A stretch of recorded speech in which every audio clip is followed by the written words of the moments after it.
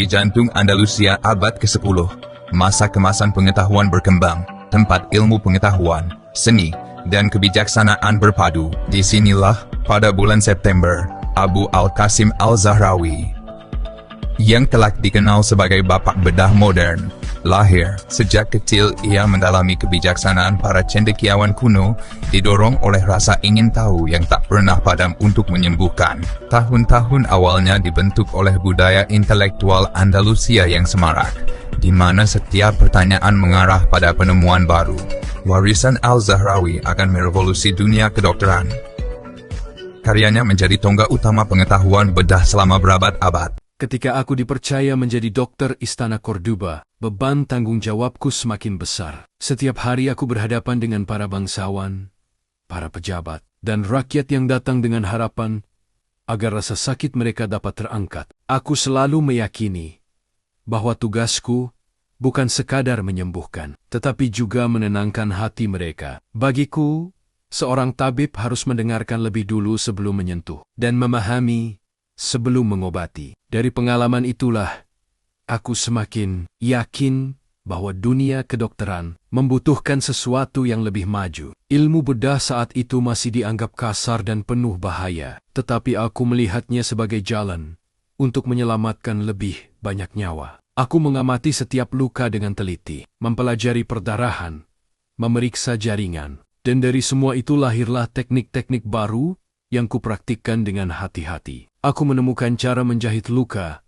dengan bahan yang dapat diserap tubuh, teknik menghentikan pendarahan, hingga metode mengangkat tumor dengan risiko yang jauh lebih kecil. Namun teknik tanpa alat hanyalah separuh ilmu. Maka selama bertahun-tahun aku merancang ratusan alat bedah. Setiap alat kuperhatikan bentuknya, ukurannya, dan tujuannya. Ada yang kutempa dari besi, ada yang kubentuk untuk operasi halus pada wajah, ada pula yang kuperuntukkan bagi kelahiran yang sulit. Banyak dari alat-alat itu lahir bukan dari teori, tapi dari kebutuhanku di ruang operasi ketika. Sebuah nyawa bergantung pada kecepatan dan ketepatan tanganku.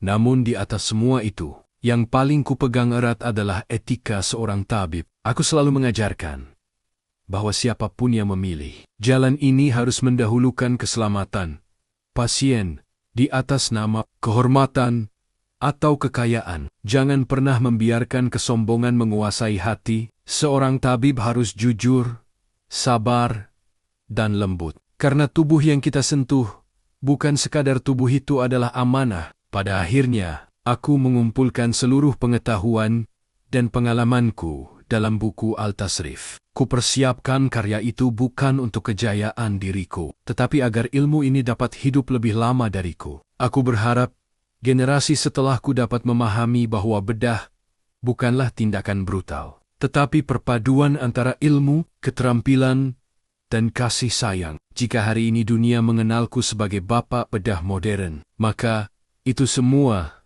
adalah anugerah. Yang terpenting bagiku adalah bahwa ilmu yang kutinggalkan masih digunakan untuk menyelamatkan nyawa, mengurangi rasa sakit, dan menjaga martabat manusia. Di hari-hari terakhirku, tubuhku semakin lemah. Aku sudah memahami bahwa waktuku hampir selesai. Aku duduk di ruang kerja, melihat alat-alat bedah dan catatan yang menemaniku sepanjang hidup sebagai tabib. Saat napasku mulai berat, murid-muridku berkumpul di sekelilingku. Aku hanya berkata, teruskan ilmu ini, gunakan dengan benar.